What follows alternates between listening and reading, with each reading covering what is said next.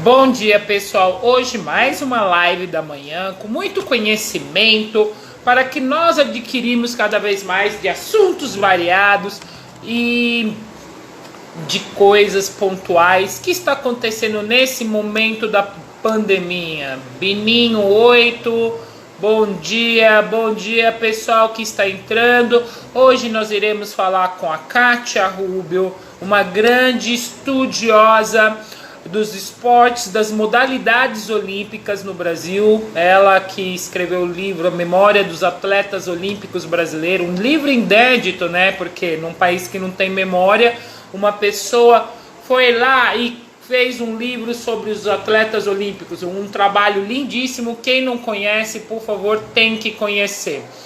Vamos já chamar a professora Kátia Rubio, que vai entrar com o GEO USP, e vamos saber um pouco da pessoa dela sobre a perspectiva de Tóquio 2021, que eu acho que não vai existir. É verdade, bem esportivo, fantástico trabalho. Bom dia, Kátia, tudo bom? Bom dia, querida, como você está? Eu tô bem. Nesta quarentena, muita persistência, muita paciência, muita reflexão e também muito estudo, né, Kátia? Que nós não podemos parar de estudar, isso é verdade. Parabéns, eu estive assistindo.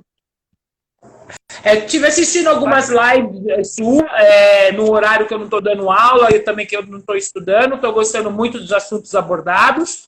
E também parabéns pela coluna da Folha de São Paulo, que nos faz refletir. Pessoal, ela tem uma coluna na Folha de São Paulo, a Kátia Rubio, que fala sobre os valores olímpicos, Jogos Olímpicos, a situação atual da modalidades olímpicas no Brasil, e não só, no mundo também. Então, vale a pena muito ler, pessoal.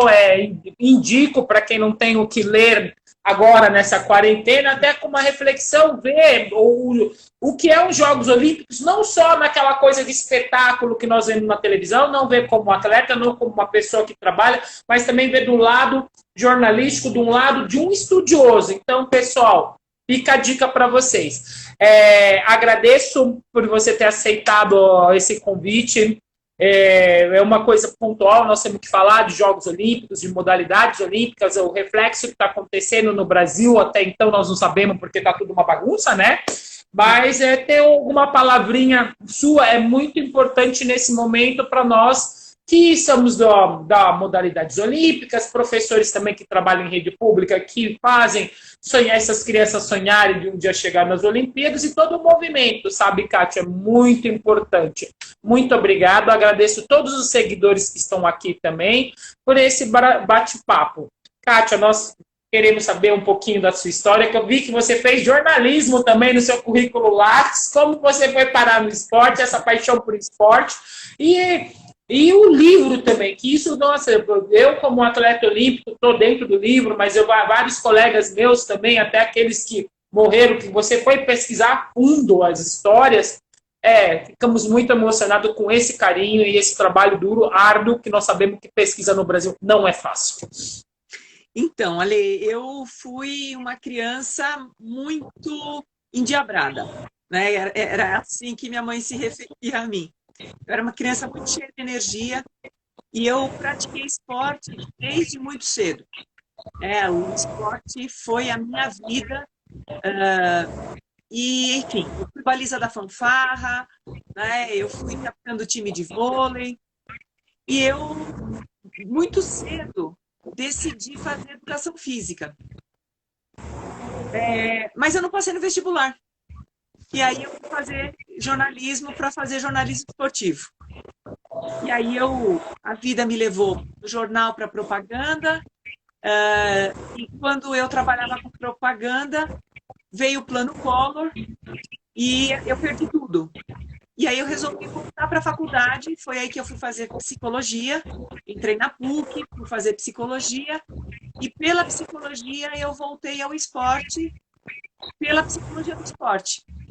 Então eu fiz meu mestrado na educação física, meu doutorado na faculdade de educação, e hoje estou aqui, né? Na faculdade de educação. Eu descobri essa trilha relacionada com a história de vida dos atletas olímpicos brasileiros. E há 20 anos eu pesquiso isso. Né? Eu sou uma perdigueira dos atletas olímpicos, porque eu vou em busca de todos os atletas que participaram em algum momento da história olímpica para contar a história do esporte no Brasil pela ótica do atleta. Isso é muito importante porque os depoimentos que nós vemos, eu dei uma folhada, não li só o meu, porque o meu nem precisou ficar lendo, porque eu sou minha história, e se vê muito, né, Kátia, que os atletas sempre, no Brasil, porque eu já li também biografias de atletas europeus e alguns americanos, bom, eu morei pelo mundo, então tive que ler, aprender muitas coisas de outros atletas também mundialmente, para até ver alguns conceitos. E se vê muito na história do atleta brasileiro, que tudo começou na aula de educação física ou no projeto social em troca de lanche. Então, o esporte de alto nível aqui no Brasil, eu vejo até agora que eu estou estudando cada vez mais, que a questão da educação física mais questão educacional do que fazer esporte e mais social, que entra até a parte da sociologia, não é, Kátia? Esses dias eu estava pensando aqui nessa quarentena, eu falei assim, mas nós temos um fenômeno de atleta olímpico no Brasil que é muito interessante. Começa pela parte social e a parte de educação, porque o cara tem vezes que não vai nem lá para aprender a ler e escrever, mas ele vai para comer. Exato. Então, Ale, é muito curioso perceber na história dos atletas como aqueles que foram recebidos por um bom professor fazem questão de citar o nome desse professor quando fala assim, olha, então, aí eu estava numa aula de educação física e a professora X olhou para mim e falou assim, nossa, rapaz, olha,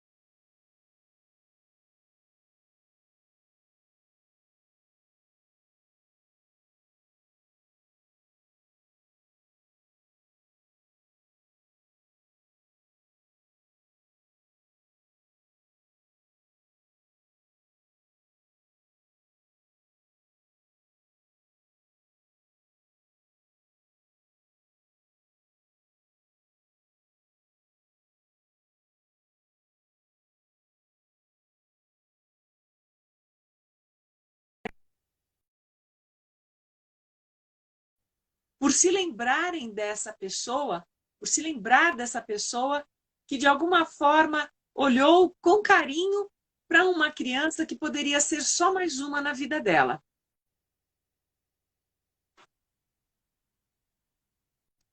Alê?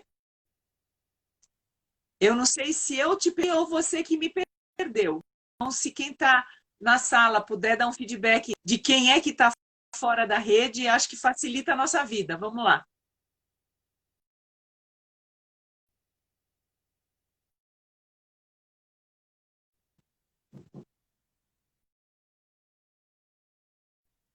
Alê?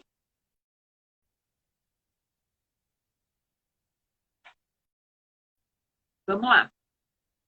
Estou aqui. Então, Kátia, essa é a verdade que você disse, ainda mais hoje, se você vê os atletas, eu como trabalho já como professora, e você sabe que eu levo essa alegria para várias crianças em São Paulo, um projeto meu que tem fins lucrativos, delas têm contato com a modalidade de basquete, até ajuda alguns professores da rede pública, até de instituto, para ver como modular uma aula para aquela idade determinada, até a educação com basquete com alfabetização, que ajuda muito. E você vê que até hoje, depois dos Jogos Olímpicos que nós sediamos no Brasil, tem criança ainda que vai para a aula ou para o instituto que já é mais específico uma modalidade, independente da modalidade que seja.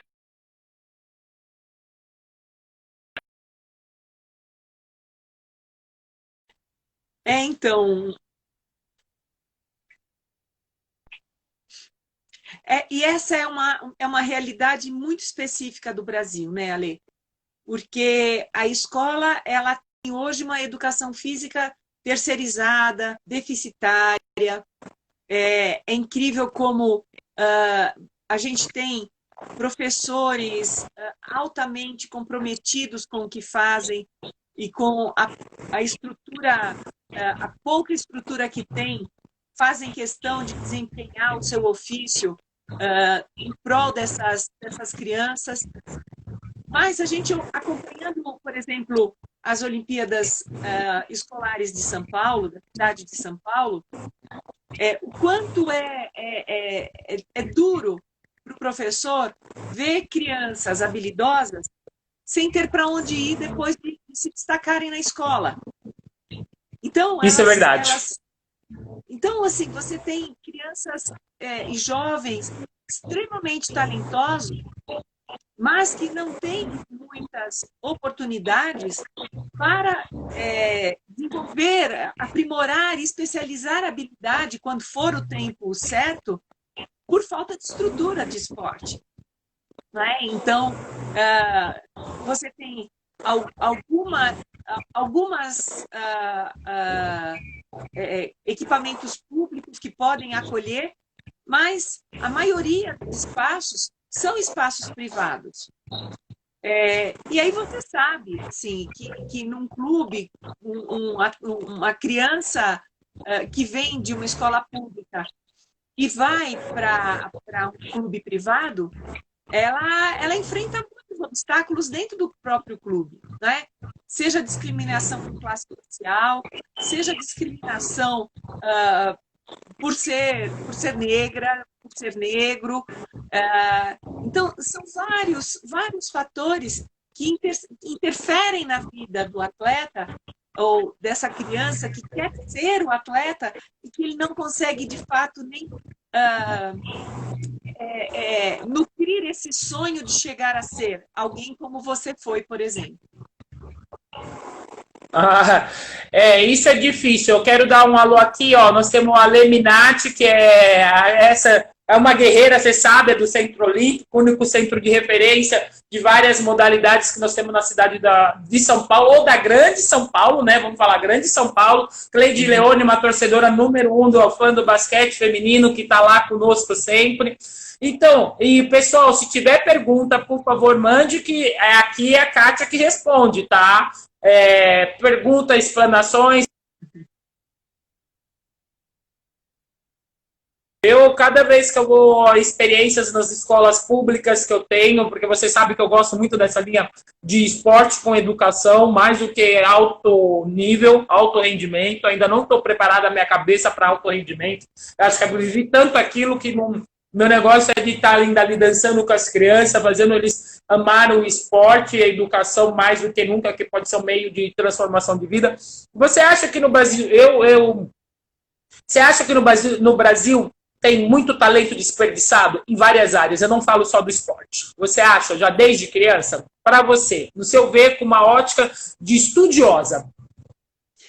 Ale, quando a gente pega, por exemplo, a história do Serginho do voleibol, quando você pega a história do Cafu, e foram pessoas que tiveram que passar por 3, 4 peneiras, foram dispensados nessas peneiras, não é? E persistiram e foram em busca, porque acreditavam nessa possibilidade de ser atleta, você vê o nível de desperdício de talento. Não é? Infelizmente, a descontinuidade de programas, a descontinuidade de estratégias, porque nem política a gente tem para muita coisa, você gosta de dirigir estrada, não gosta? Pegar uma estradona assim? Às vezes eu pego rota de caminhão de grãos e eu vejo, por exemplo, um caminhão de soja mal embalado, que ele vai andando e eu vejo aquela soja caindo, né? Eu vejo a soja caindo. E é uma coisa maluca, porque além de se perder, além de se desperdiçar aqueles grãos preciosos, muitas vezes os pássaros têm que comer esses grãos no meio da estrada.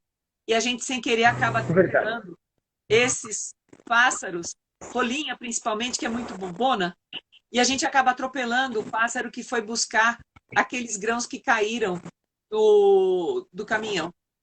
Então, eu vejo isso fazendo uma comparação com o esporte, com o talento acadêmico. Quantas vezes, quanto grão foi desperdiçado nessas áreas? E o pior, quantas pessoas vieram pegar as migalhas que jogaram pelo caminho e acabam se envolvendo com aquilo que não deveriam e são atropelados pela vida, não é? É muito desperdício. É muito desperdício. E quando a gente vê projetos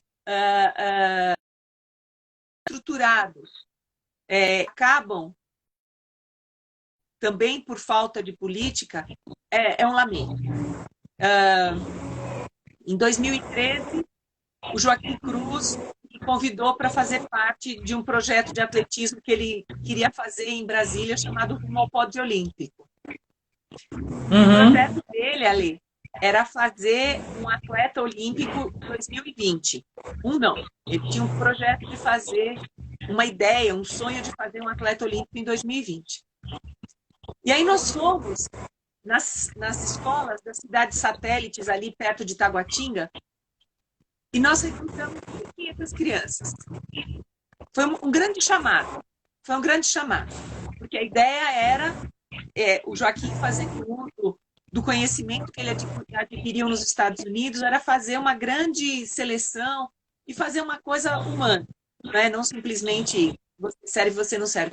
Então foi um processo que durou meses, até que ele fechou em 40 atletas, depois 20. Isso foi antes de 2016, e ele tinha patrocinadores, enfim, a coisa ia muito bem. Até que há 2 anos atrás, o patrocinador falou assim, chega. E um atleta dele já tinha sido campeão no Troféu Brasil. E hoje é o cara que está com o melhor tempo dos 800 metros. E ele tem tudo realmente para ir para os Jogos Olímpicos. Então você vê assim, é a metáfora dos grãos, entendeu? Vai caindo do caminhão. E aí, assim, é um lamento. É um lamento. Eu falo a verdade, porque o Joaquim Cruz ele trabalha para a Federação Americana de Atletismo, né? Até nós temos vários atletas que hoje... O comitê. O Comitê Olímpico, gente. Então nós não estamos perdendo só atletas, nós estamos perdendo até ex-atletas que tem tecnologia, estudo, sabe do que está falando, e nós estamos perdendo para fazer e para promover o atleta brasileiro. Isso é verdade, é triste, mas vai ter um caminho meu, um caminho de vários outros que chega um momento que você cansa. Não é que nós não queremos fazer, nós se cansamos também, porque a vida inteira lutando por um país, a vida inteira lutando por um ideal, aí nós chegamos, vamos tentar passar nossa gratidão, só que o momento também cansa, Kátia, eu falo porque o meu também está cansando. A Isadora Camargo diz aqui, na periferia tem muitos talentos no esporte, desperdiçados por falta de acessibilidade, mas a periferia não chega, na periferia não chega o dinheiro. Tem aqui a Giz diz aqui, queria ouvir um pouco sobre gênero no esporte. Ale, nos programas que você participa, como é a relação das meninas com o basquete? Kátia, qual é a sua percepção de relação das meninas na educação física? A Kátia fala primeiro. Qual que é a sua percepção? Espera só um pouquinho que eu estou vendo aqui que o Ronaldo da Costa também está nessa live aqui. Ronaldinho que trabalhou lá no Instituto Joaquim Cruz, no programa Rumo ao Pódio Olímpico. Que prazer te ver aqui, Ronaldo. Querido. Ele está aqui mesmo, entrou agora. Campeão da maratona, recordista da maratona em Berlim, enfim. Querido, bom te ver. Ai, que legal! Que legal! Recordista. Sabe que eu queria fazer a maratona de Berlim, né? Porque eu gosto de correr. Mas o meu médico falou assim, você é louca, com o pé que você tem, que eu tenho uma cirurgia no pé, eu não posso correr acima de 10 quilômetros. Com 2 metros, o fisiologista falou, você quer morrer? Não, então você corre só abaixo de 10 quilômetros. Não posso fazer. É meu sonho, a maratona de Berlim. Olha, gente, primeiro que assim, eu acho que mais do que não chegar olheiro na periferia, não chega educação. Né? Aquilo que você estava falando, Ale, uma das questões que mais causaram angústia a nós, educadoras, nesse período de pandemia, foi que, por conta do fechamento das escolas, muitas crianças iam deixar de ter merenda. Então, a escola é esse espaço que não é só o espaço da aprendizagem formal, da aula, mas é um espaço de humanização que envolve, inclusive, alimentação, não é? O olheiro, eu até diria assim, que bom que os olheiros não chegam, porque nem todo olheiro é humano, né? Nem todo olheiro trata a criança, o jovem, com o respeito que um ser humano precisa, mas muitas vezes ele trata a criança e esse jovem talentoso como uma mercadoria no mercado vagabundo, porque ele não custa a amassar e jogar fora, caso não sirva mais aos interesses dele. Não é? Então, mais importante do que chegar ao olheiro é chegar a educação, é chegar a estrutura pública para que os professores e as crianças e os jovens tenham condições de desempenhar a sua habilidade. Né? Sobre as mulheres, o texto de hoje da Folha de São Paulo, eu estou falando isso. Não é? O que é ser mulher no esporte? Ser mulher no esporte é uma guerra diária, cotidiana, não é? E não é só no esporte, é em todas as outras frentes, porque a lei não é igual para todo mundo, não é, Isadora? Quando você pensa que a mulher atleta ela não tem qualquer garantia de continuidade de um contrato por conta de uma gravidez, aí você já começa a ver a desigualdade da lei.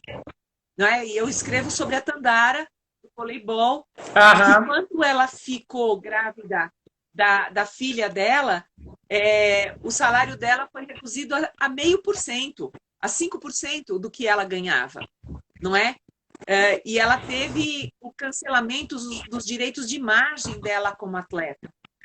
E aí o que aconteceu? Ela tentou de todas as formas ter de volta, negociar esse contrato, até que ninguém deu mais. Enfim, ela não teve outro recurso senão ir para a Justiça do Trabalho, a Justiça Comum, e essa semana ela ganhou. Né? Ela ganhou a ação que ela moveu para receber o que deixaram, que o clube deixou de pagar para ela 6 anos depois. Então, imagina uma mãe com uma criança nova, recém-nascida, tendo ainda que brigar pelo direito à assistência à maternidade, que é um direito garantido por lei, pela Constituição no nosso país. Isso é muito doloroso. Mas a Tandara abriu um precedente, abriu uma jurisprudência fundamental para que outras atletas também possam reivindicar esse direito. E não simplesmente adiem esse plano da maternidade, esse desejo da maternidade para depois da carreira, como algumas atletas fazem, e que é um desejo que nunca vai se cumprir, porque o tempo da maternidade também se esgota. E quase sempre se esgota com a idade de atleta. Então, perante isso que você está falando, Kátia, foi a Gizix que perguntou, eu vou até dar um adendo sobre isso. Kátia, eu acho que os atletas principalmente os atletas olímpicos perderam uma oportunidade que eu já estava pensando isso perante a isso, há muitos anos, porque eu tenho um processo até hoje contra a Confederação Brasileira do Mundial de 2006, que eu me machuquei, não tinha seguro, não me pagaram, são 14 anos que está na justiça, está na esfera, está lá em Brasília, só enrolando, o laudo do INSS deu favorável. O que nós tivemos? A classe atleta olímpico perdeu a chance? Porque estava tudo aquele oba-oba, era o momento de nós pegarmos, fazer que nem outros países. Se todo mundo é registrado, atleta de Porto Olímpico, porque quando eu fui jogar na França, eu paguei o imposto francês, porque eu estava morando lá, tudo, mas eu era enquadrado atleta de Deporto Olímpico. Eu não era registrada como uma subfunção. Qual era a função? Eu não sou atleta, eu tenho que ser registrada como atleta pela lei trabalhista. Aqui no Brasil, infelizmente, nós não somos ainda. Se os atletas quiserem um direito, eles, primeiro, independente se é masculino ou feminino, ele tem que lutar para ter uma categoria no Ministério de Trabalho, uma categoria no INSS para se aposentar como atleta. Porque nós não temos isso ainda. Quem se aposentou, que pagou INSS, ele não pagou como atleta de Deporto Olímpico, mesmo se ele pagasse do bolso dele, não é verdade? Então tem muitas coisas que até os atletas têm que se refletir e pensar sobre isso. Sim. Entendeu? Porque no Brasil a Lei Pelé só considera atleta profissional os jogadores de futebol, né, Ale? É uma então, nós não somos nada. É, exatamente. Nós não somos nada. É isso. Eu falo, nós temos menos direito, por favor, pessoal, não recriminando nada, porque elas lutaram, foram não sei quantos anos de luta, do que uma secretária doméstica. Nós temos menos direito, se eu for hoje no INSS, Kátia, você pode dizer, não é verdade isso? Nós temos menos direito do que uma secretária doméstica? Temos. É, porque pelo menos a função dela, da assistente doméstica, é regulamentada. E do atleta não é, Ale? Então. E eu vejo um atraso muito grande dessa questão no Brasil. A falta de organização, a falta de unidade mesmo como categoria, impede que haja avanços, né? E agora você viu, essa semana, enfim, essa pessoa que está aí na presidência da República ainda mexe na Lei Pelé, permitindo contratos mensais. Cara, isso é o fim do mundo. Isso é o fim do mundo. Eu já mudei de profissão, já falei porque. É um retrocesso sem fim. É um retrocesso sem fim, Ale. Né? Porque o que vai acontecer é que se o contrato por temporada já era muito ruim, porque vários atletas passam meses sem contrato no ano, agora a coisa ficou muito pior. Mas de novo, como isso diz respeito aos atletas de... Então, vamos ver aonde isso tudo vai parar, né?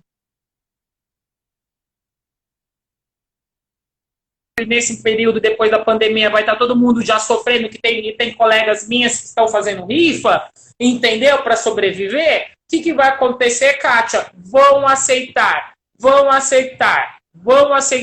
o que a regra está mandando, porque o cara vai lá, mostra o contrato, eu posso te contratar, eu vou te contratar por mês. Se o mês que vem você não rendeu por R$10, vamos pôr um valor tipo assim, vou mandar, vou fazer isso e todo mundo vai aceitar. Todo mundo vai aceitar porque tá desesperado. Esse é o grande problema também. Só que não é só no momento de desesperação que nós temos que aceitar certas regras. Temos que tentar pensar, entendeu? E a Giz perguntando sobre a educação física, sobre o retrato da mulher na educação física. Eu acho que eu fiz licenciatura no passado, eu fiz estágio em escola pública, então, eu falando sobre isso, eu penso que mudou muito da minha época. E também, por quê? Por causa da mídia. O que passa? Até outro dia eu estava discutindo com um professor foi meu professor de pós, o professor Sérgio Gregório, e ele também é mestre, PhD em fisiologia, mas ele é mestre em saúde pública, que são poucos que são da área de educação física e saúde pública. Ele fala, O que mostra? Quando você fala exercício, só mostra, não mostra a pessoa normal, mostra só fitness. Se você põe hashtag fitness, o que vai aparecer? Então fica até muito difícil para você entregar a educação física na escola, principalmente no âmbito feminino. Sabe o que as meninas falam de 7, 8 anos de idade? Ai, tia, credo, que elas me chamavam de tia, eu não ligo. Eu odeio suar. E meu amigo do futebol que estava fazendo comigo após o Anderson, Alexandra, olha, ela tem 8 anos de idade e fala que educação física é um nojo.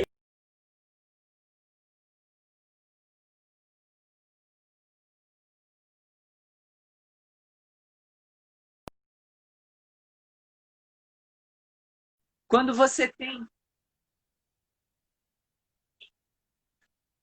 Apresenta o que está acontecendo e, quer dizer, já desde criança uma menina tem pavor de educação física. Pode ser porque ela levou uma bolada, sei o que lá, papapá, mas ela começa a tomar asco porque a mídia ajuda isso e só mostra futebol na televisão. Nós não temos um monte de representantes femininos como teríamos 20 anos atrás hoje na televisão. Muito se pouco passa o esporte feminino.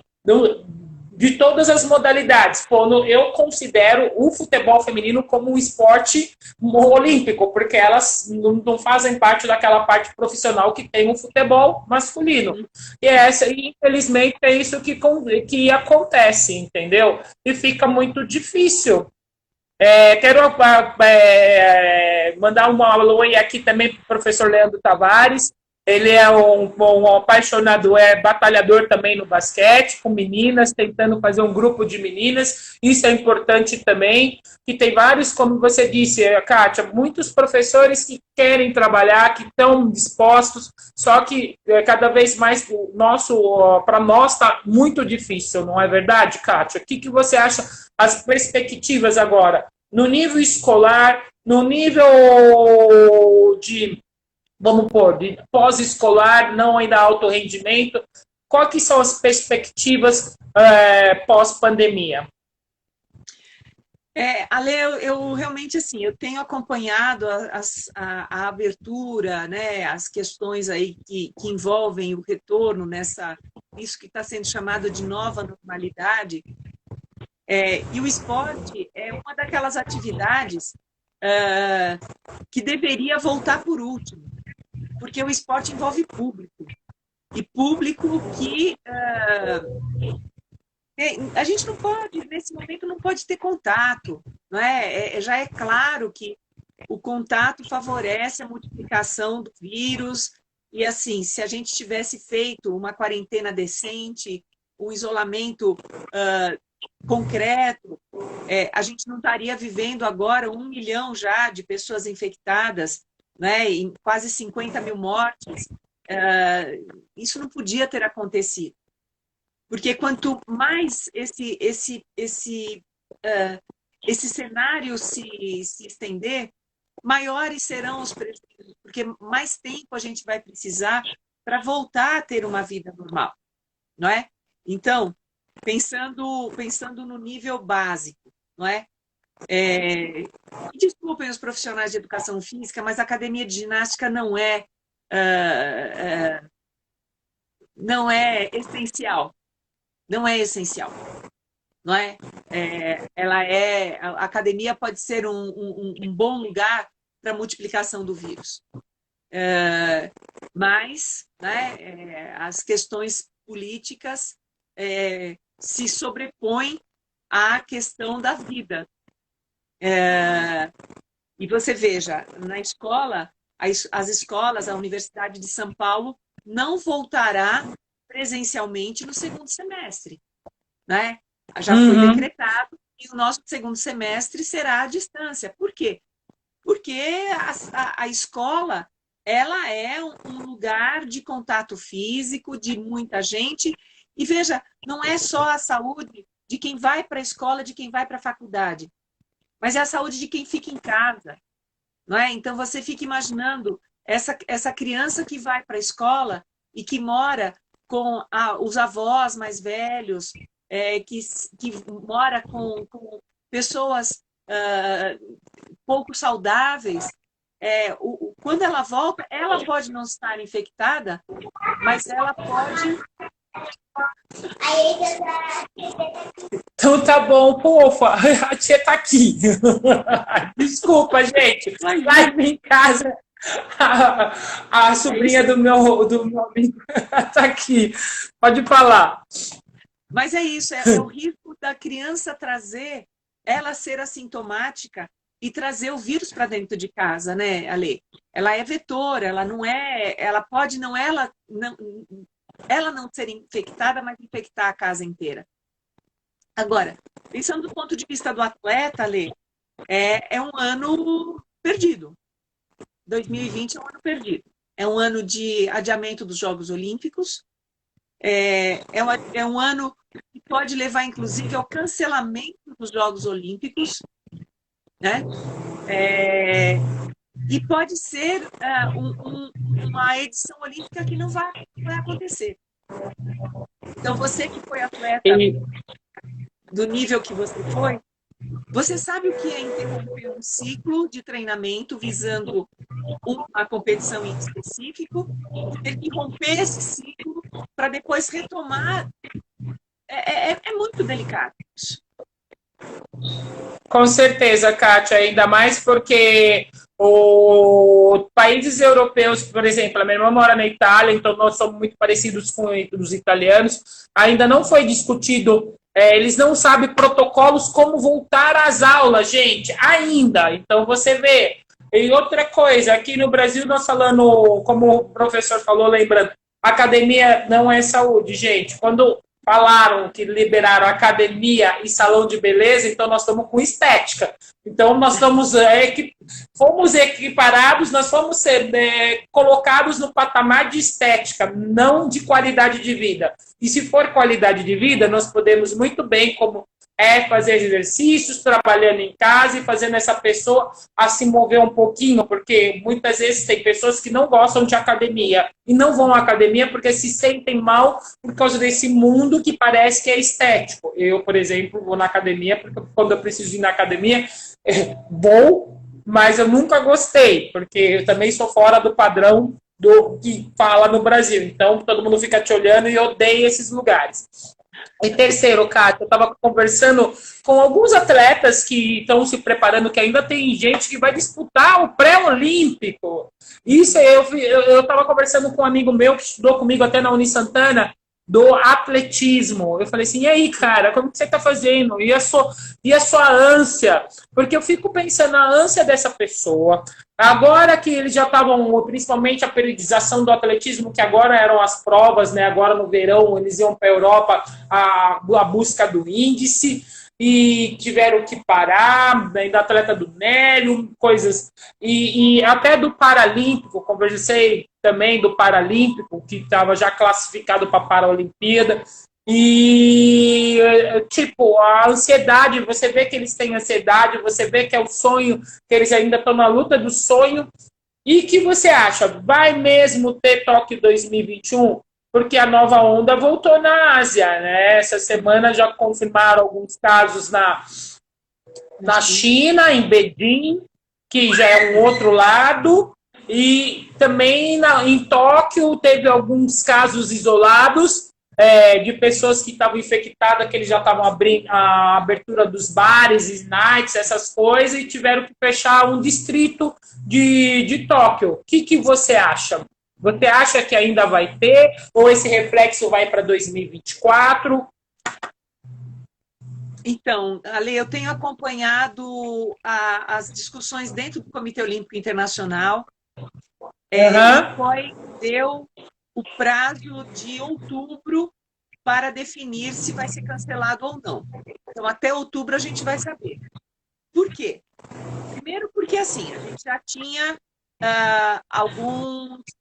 algumas vagas definidas, havia ainda índices para serem feitos, e o que está acontecendo é que tinha gente que já tinha feito índice e que agora foram caçados esses índices, as pessoas vão ter que fazer o índice novamente.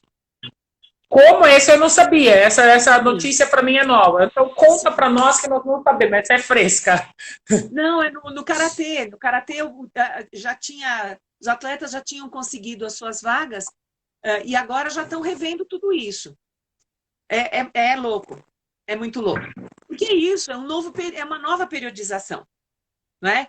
Não bastasse isso, tem uma questão muito importante econômica por trás dessa discussão, que há um seguro bilionário para o caso dos Jogos Olímpicos não acontecerem. Mas não há seguro para adiamento. Entendeu? Então, o prejuízo que o adiamento dará será coberto pelos japoneses, se isso acontecer. Se o cancelamento acontecer, há um seguro que cobre todos os prejuízos. É um seguro maluco. Aí, assim, vamos pensar com a cabeça de japonês, que você também conhece bem. Conheço bem. Com a educação que eles têm, com a disciplina que eles têm, com, enfim, com a cultura que eles têm, você acha que eles vão abrir o país para receber milhares de pessoas do mundo inteiro que podem vir contaminadas ou não? Né? Então, assim, já se cogita também em fazer os Jogos Olímpicos sem público. Né? Fazer os Jogos Olímpicos com público apenas japonês. Mas não é só isso. Você tem toda uma estrutura, todo um planejamento de ocupação. Por exemplo, a Vila Olímpica. A Vila Olímpica, ela é um conjunto residencial composto por apartamentos comprados por pessoas que ocuparão a vila para morar depois dos Jogos Olímpicos. Se os Jogos forem adiados, o que vai acontecer? Elas assumirão os apartamentos, depois elas sairão dos apartamentos, ou elas vão esperar o ano que vem. Enfim, tem muita coisa envolvida aí. Não é simplesmente assim, a gente passa daqui para o ano que vem. E os campeonatos mundiais? As confederações vão abrir mão de realizar os campeonatos mundiais das suas modalidades para fazer os Jogos Olímpicos? É muito complexo. É uma cena muito complexa. E que eu acredito que o COI, nesse momento, tenta conseguir uma saída honrosa para essa situação. Porque, além de tudo isso, nós temos os atletas que participariam pela última vez nessa edição olímpica e se despediriam, né, da carreira esportiva nos Jogos Olímpicos. Será que eles têm essa oportunidade? Como é que fica? É verdade. Com certeza, gente. Então, vocês estão vendo que pensar em Jogos Olímpicos, nós não podemos só pensar nos atletas, na Vila Olímpica, quem trabalha e quem vai de turismo para assistir os Jogos Olímpicos. Nós temos que pensar até nas pessoas que compraram os apartamentos, que infelizmente aqui no Brasil está emperrado, né? Ainda. Eu não sei como nós conseguimos fazer até isso. Nós conseguimos, porque é impossível. Nós somos gênios, né? E nas vidas humanas, e a questão também, como você falou, o Japão, como eles são bem restritos, eu lembro que eu já fui para o Japão em 95, a primeira vez que eu fui para o Japão, pessoa resfriada já usava máscara, então o respeito, a empatia pelo próximo, eles respeitam muito o próximo, a si mesmo, mas também o próximo em questão disso. Uma coisa que nós não estamos acostumados aqui, que nesse negócio, já falando dos mínimos detalhes da vida deles normais, que é tirar o sapato quando você vai entrar na quadra, quando você não entra na quadra com o sapato da rua. Eu ficava louca com isso, Kátia, aqui no Brasil. Como você vai treinar com esse tênis? Até tem vezes que eu falo para as crianças pequenininhas, quando eu tô só quadra de basquete, o piso vai estragar, porque causa disso também. Troca, traz um TV de chinelinho, não na escola. A escola não tem problema. Então, são vários aspectos que nós temos que ver. E outra coisa que essa semana saiu anunciado pelo Comitê Brasileiro, que são dias que eu estou pensando.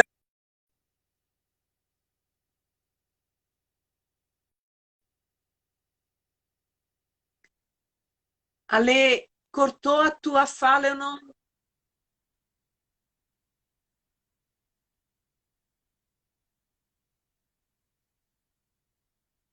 Junta em bunkers e em centros que eles falam de treinamento lá, que nós falávamos a base, nós falávamos na Rússia, vamos para a base, que eles sempre têm essa mania do ano inteiro, até com o time, ir treinar e ficar por lá. O que você acha perante a isso, se nós não temos nem protocolo?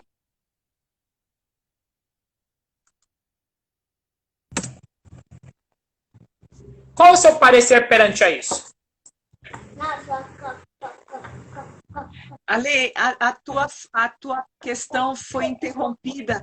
Eu acho que eu entendi um pouco. Deixa eu ver se eu vou responder aquilo que eu entendi. Se não for isso, depois você me fala. Eu assisti a uma live do Paulo Vanderlei, em que ele dizia que já tinha feito um acordo com uma base em Portugal e que os atletas brasileiros seriam transferidos para lá, né? Veja, na China e na Rússia, pelo que eu li, os atletas de nível 1 foram levados para centros de treinamento isolados. Eles estão em quartéis generais, né? Eles estão em campos de concentração. Eles não podem ir para lugar nenhum, a vida deles é treinar. Agora, é justamente isso que o Comitê Olímpico Internacional está usando como alegação para ir com muita cautela com a realização dos Jogos. Porque se em alguns países se tem essa oportunidade, por exemplo, de fazer o que se fez na Rússia e na China, em grande parte do mundo democrático, os atletas ficaram em casa, sem condições de treino. Então, isso está provocando uma desigualdade que é uma questão, é um valor olímpico. A igualdade, o direito à igualdade de competição é um valor olímpico, não é? Então, eu vejo, ok, o Comitê Olímpico Brasileiro está levando os atletas para Portugal para tentar fugir da pandemia, para tentar aproveitar o circuito europeu agora de verão. Ale, não existe protocolo ainda, não é? Então, é isso que eu estou falando. Não existe protocolo para a população normal. Nós estamos sem protocolo. Tem atleta que está correndo risco, porque pode ser... Eu tenho na minha casa, muito menos... eu não moro com a minha tia. Cabeça de bagre. Minha tia é risco do risco, porque teve aneurisma cerebral e ainda ela é idosa. E a filha acha que pode ir e vir. Ela pode ir e vir na casa dela, não quando você tem um idoso desse, entendeu? E um atleta mais ainda. Ele tem que estar isolado, blindado. Tem gente que eu falo, pelo amor de Deus, vocês estão ainda em índice.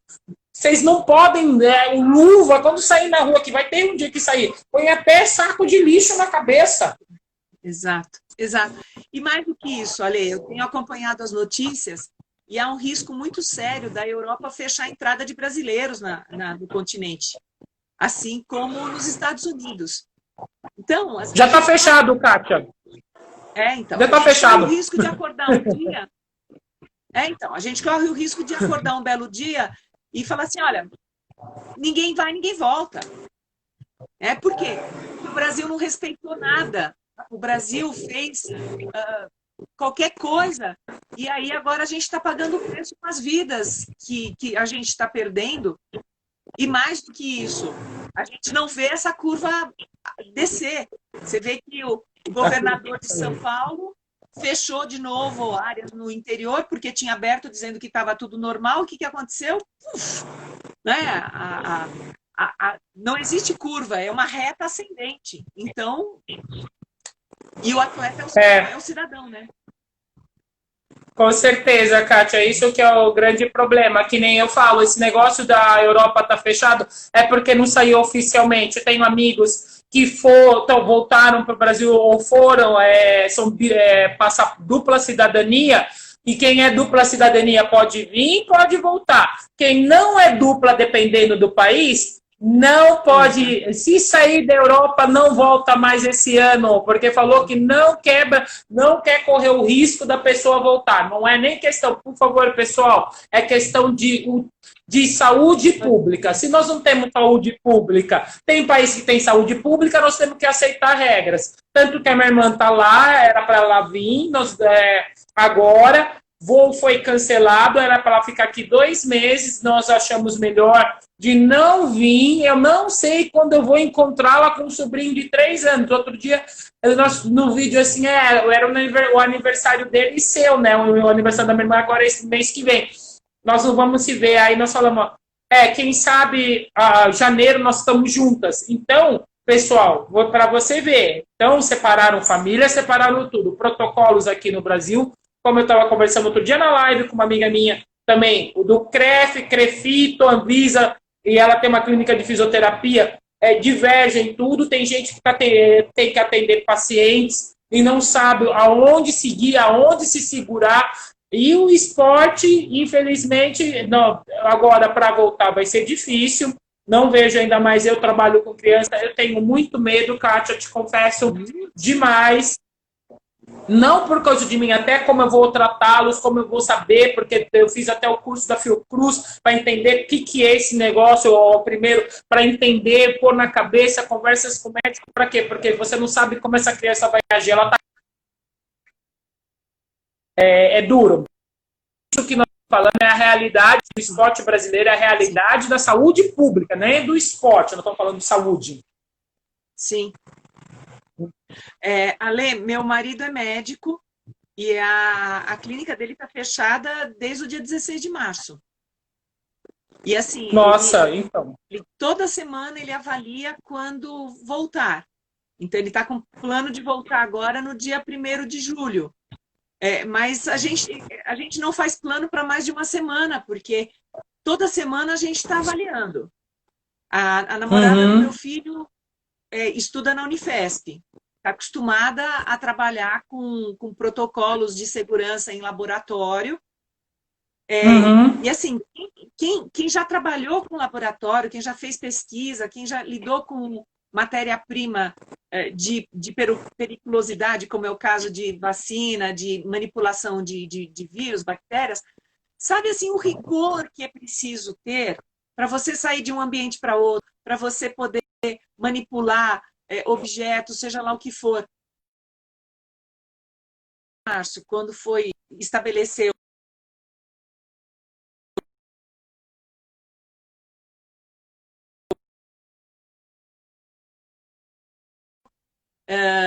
e assim, é uma loucura. A volta do mercado, lava-se tudo, joga-se a roupa no portão, sai do banheiro, lava, toma um banho da cabeça aos pés. É um trabalho sem fim. É um trabalho sem fim. Mas a gente viu pelo mapa a USP tem um aplicativo que mostra o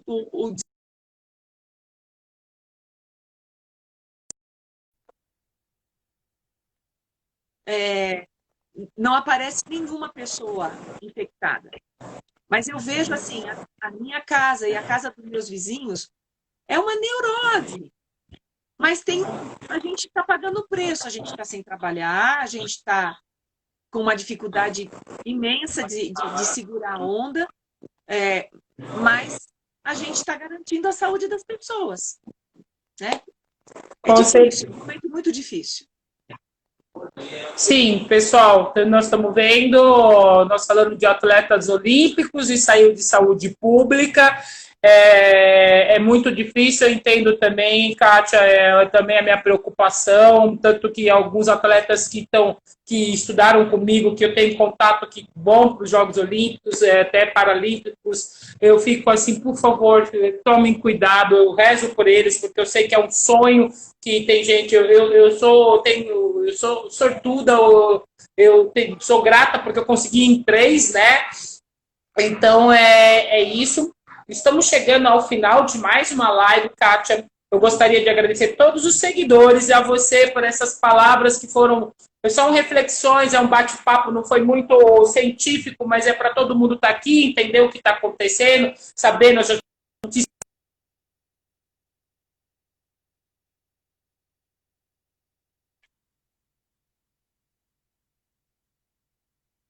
gostaria que você deixasse. E as redes sociais, se alguém quer, ou da USP, ou se tem curso que dá para fazer online agora para as pessoas entenderem mais sobre espírito olímpico. Ainda nós temos que continuar entendendo isso. Por favor, pode deixar para nós.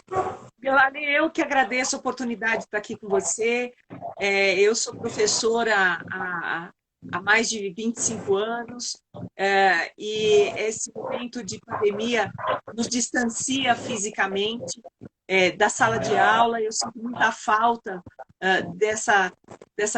desse diálogo que proporciona a expansão do conhecimento. Nós estamos, nesse momento, com um curso de valores olímpicos pelo SESC, pelo Centro de Formação Profissional do SESC, e a gente espera poder repetir isso outras vezes, porque está sendo um sucesso.